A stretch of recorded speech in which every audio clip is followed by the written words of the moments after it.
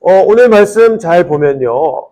헤롯 왕, 분봉왕 헤롯의 이야기가 나오고 있어요.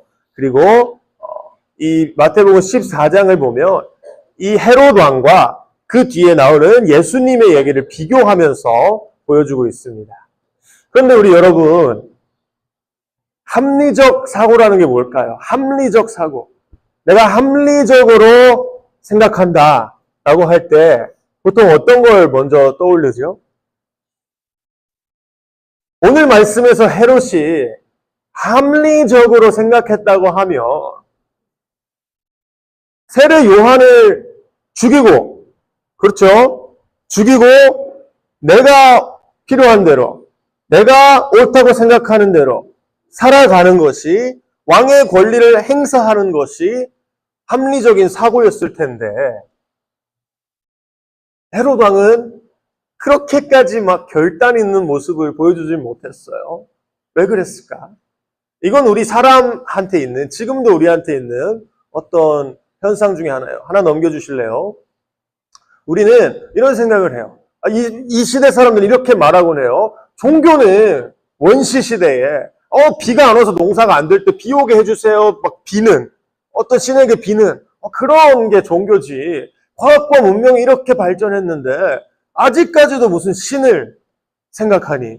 합리적으로 생각을 해보면 영적 존재를 우리가 존재한다는 것을 알 수도 없고 증명할 수도 없고, 근데 어떻게 우리는 지금도 수많은 나라들이, 사실 지금 이런 말을 하는 사람들은 많은데 여러 나라들을 살펴보면 종교가 없는 나라가 없어요. 그렇죠? 그 초강대국 미국이라는 나라도, 과학과 문명이 제일 발달했다고 하는 미국이라는 나라도 기독교가 아주 활발한 나라고요. 러시아도, 중국이나 아니면 중동 지방이나 어딜 봐도 종교가 없는 나라가 없어요.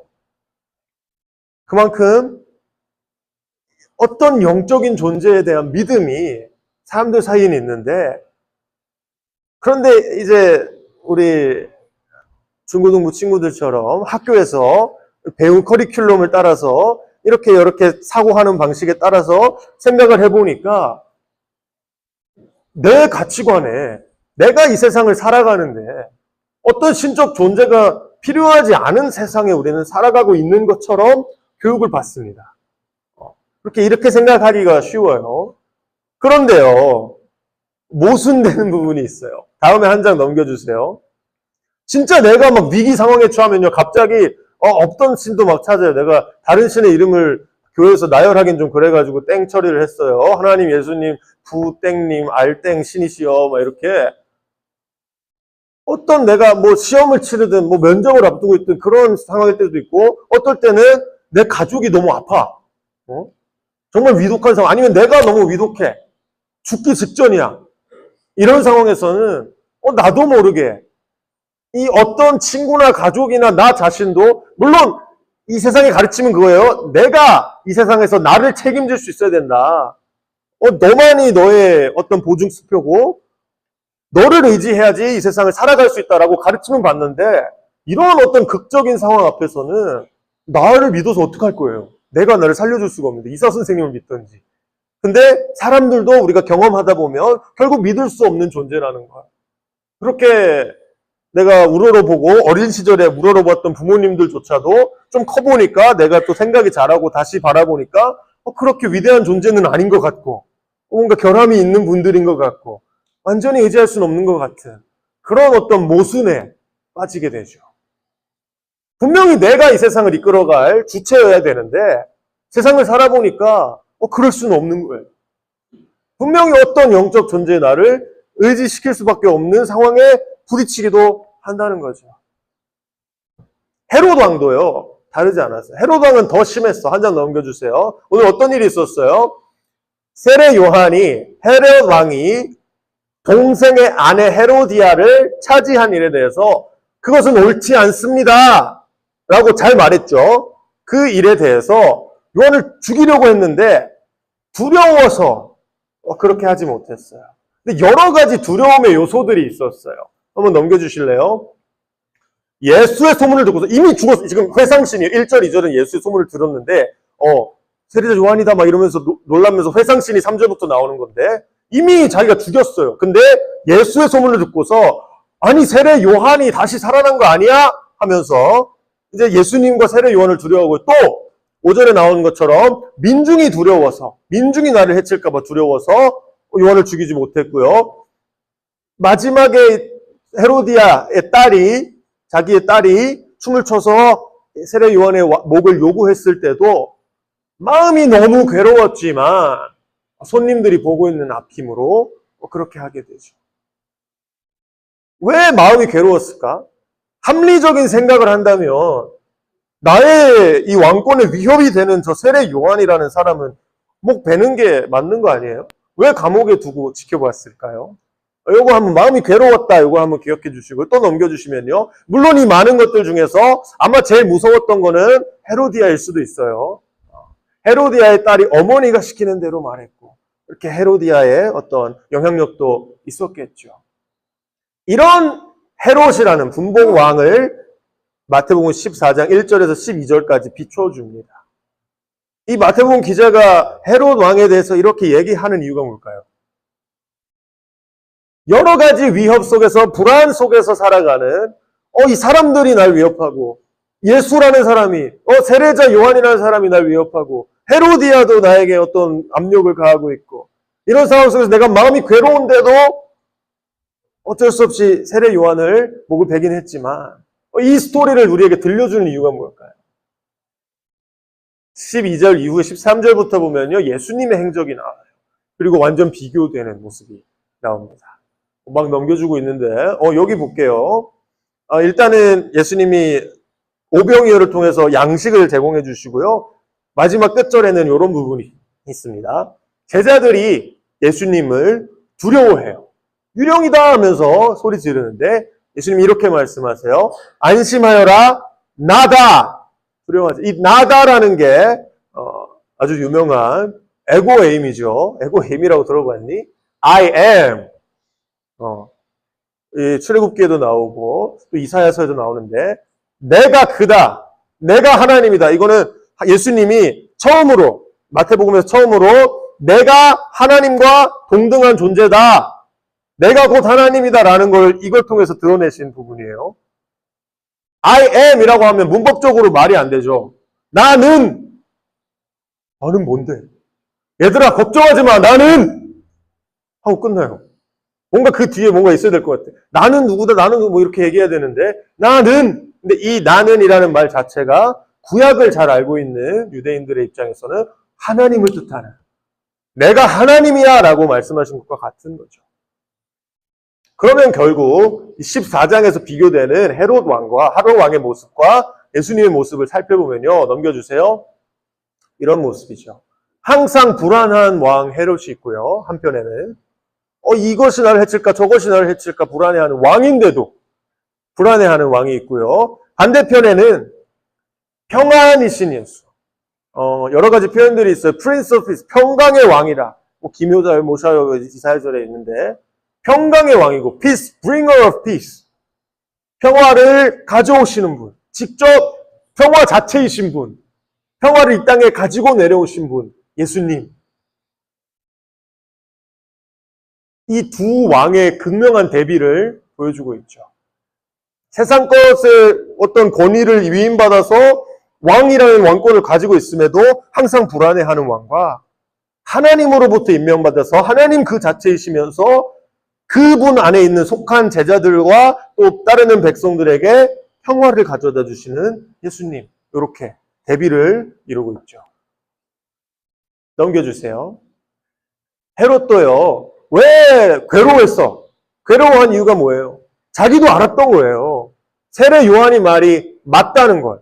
내가 이렇게 하면 안 되는 걸. 그렇게 하는 게 하나님이 기뻐하시는 일이 아닌 걸 알았기 때문에 자기가 마음대로 막 세례 요한 목도 댕강댕강 베고 폭군처럼 막 할 수 없었던 거죠. 마음속에 양심이 있기 때문에.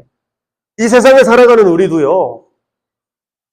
하나님과 내가 상관없이 살려고 해요. 많은 사람들이. 지금도 예수님 모르고 살아가는 사람들이나 잠깐 들어봤는데 잊어버린 사람들이나 심지어 우리 예수님 속에 살아가고 있다고 하나님의 백성이라고 고백하는 우리 교회 공동체 안에 살아가는 사람들 중에서도요.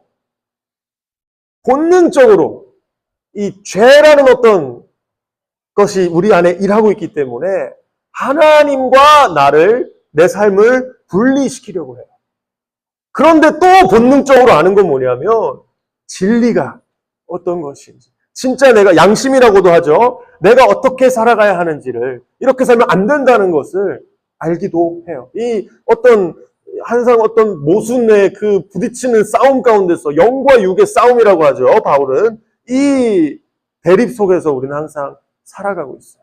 특별히 하나님이 나를 다스리신다, 하나님이 나를 통치한다는 것을 거부한 사람들은요, 불안감을 느껴요.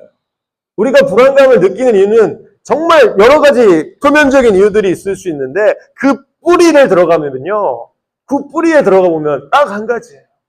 하나님께 속해 있지 않기 때문에, 내가 지금 하나님의 통치에서 벗어났기 때문에. 하나님이 나를 통치하실 때, 나는 예수님이 나와 함께 하실 때 평화를 나에게 가져와 주시는 분인데, 그 통치 아래 있을 때는 나는 안정돼요. 하나님이 나와 함께하고 계시기 때문에 어떤 일이 있어도 하나님이 함께 하시면 아무 일도 아니야, 다 괜찮을 거야 라는 믿음이 우리 안에 같이 자라는데, 하나님과 떨어져 살면요, 불안할 수 있어요. 다음 일은 어떡하지? 넘겨주세요.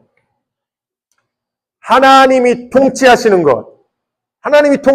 것을 지금도 우리를 통치하고 계시다는 두 글자로 섭리 6일 이후로 무에서 유를 새로 창조하신 적은 없으세요. 그런데 이미 창조하신 모든 이 세계가 잘 굴러가도록, 잘 하나님이 계획하신 대로, 뜻하신 대로 진행되도록 우리를 다스리고 계세요. 그 과정을 우리는 섭리라고 해요.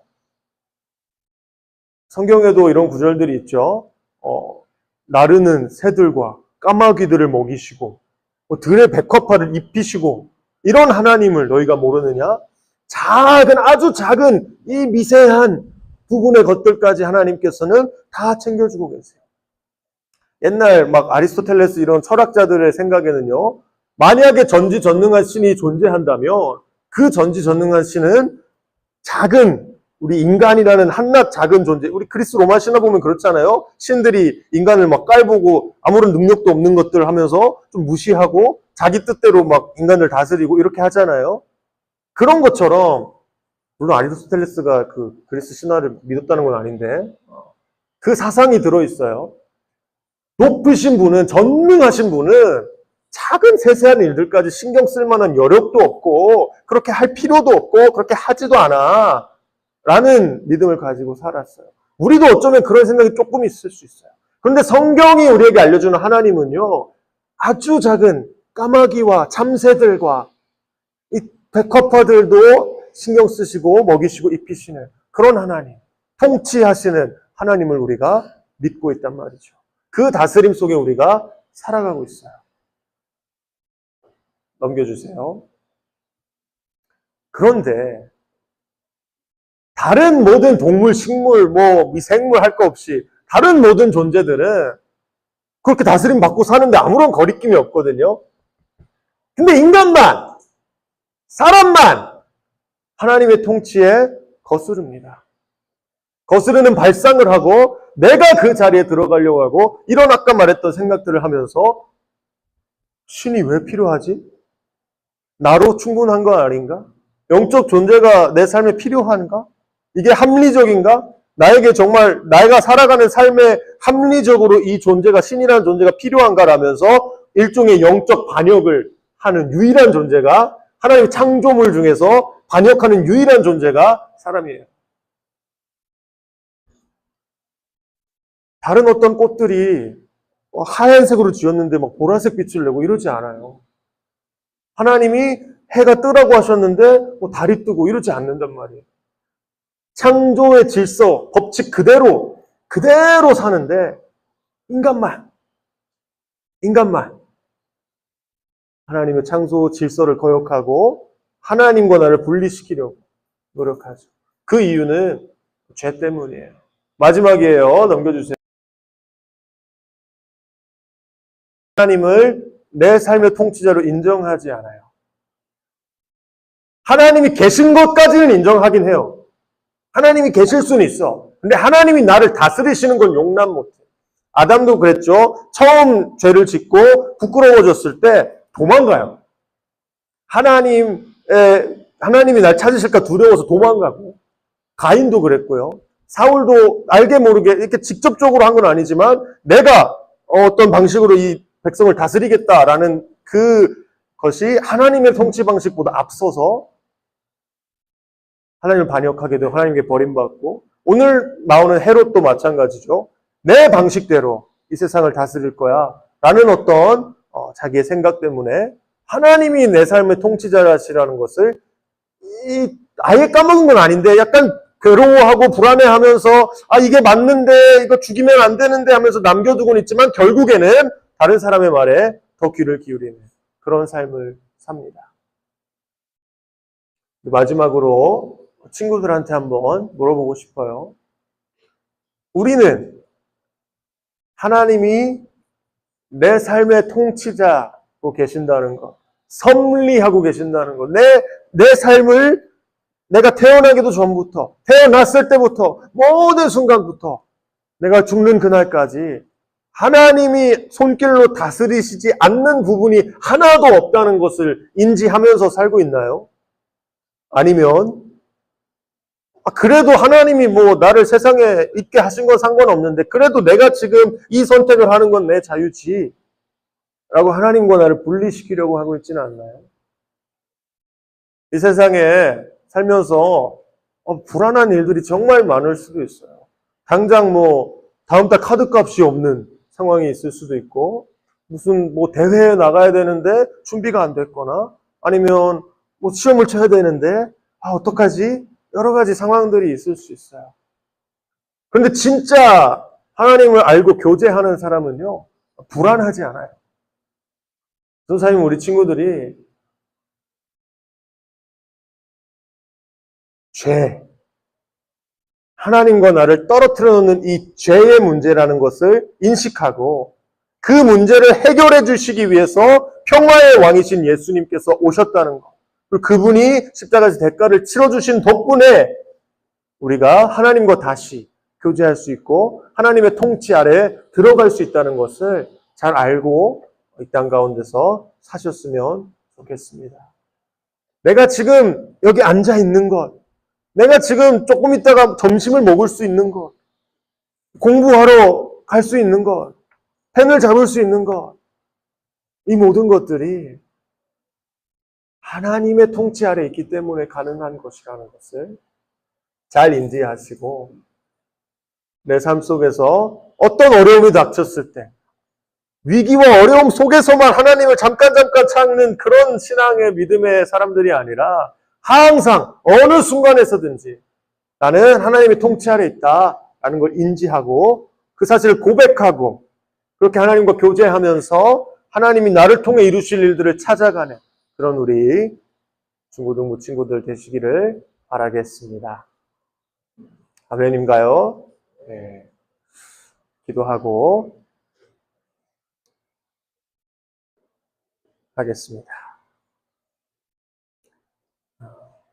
우리는 헤롯 왕과 같이 나에게 어떤 권력이 주어졌을 때, 권한이 주어졌을 때 그것을 내 뜻대로 사용하려고 하는 경우가 아주 많이 있어요. 그런데 그렇게 하게 되면 내가 가진 것이 많을수록, 주어진 권한이 많을수록 불안할 수밖에 없어요. 이 사람이 날 해치려고 하나? 저 사람이 날 해치려고 하나?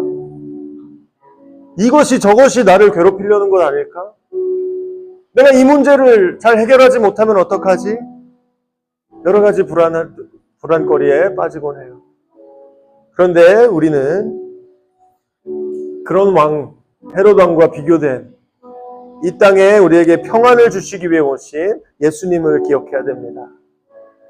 우리가 죄인 될 때에, 하나님과 하나 될 수 없었을 때에 예수님이 이 땅에 오셔서 우리와 하나 될 수 있게 하셨고 우리를 한 가족으로, 한 나라의 백성으로 받아들여 주셨고, 그렇게 우리가 우리 삶에 어떤 일을 하든지 우리가 함께 해주고 계신 것임을 믿는 사람들입니다.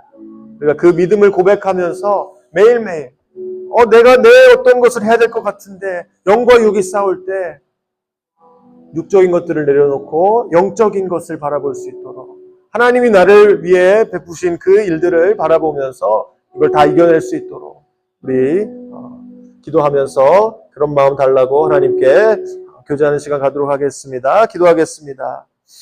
하나님 아버지, 저희가 주님의 은혜 가운데 있습니다. 저희를 사용하여 주셔서 이 땅에 죄로 가득한 이 세상에서 하나님이 저희를 통하여 일하시는 것임을 기억하게 하시고, 불안함 속에서도 우리가 생각하기에 합리적인 생각이 하나님과 떨어진 생각을 하는 것일 수 있다고 우리는 교육받으며 자라갈 수 있지만, 그 가운데서 정말 성경이 말씀하시는 진리가 무엇인지, 진짜 하나님이 우리를 통해 이루고자 하시는 것, 바라시는 것이 무엇인지 깨닫고 그것을 위해 우리 삶을 드리는 그런 우리 중고등부 되어질 수 있도록 주님께서 인도하여 주시옵소서. 그렇게 삶을 바라보는 시선이 바뀌고 주님의 통치를 인정하며 주님의 왕되심을 인정할 때에 저희 마음속에서 주님이 일하여 주시고 저희 삶이 주의 것으로 드러나게 하여 주시옵소서. 예수 그리스도의 이름으로 기도드렸습니다. 아멘.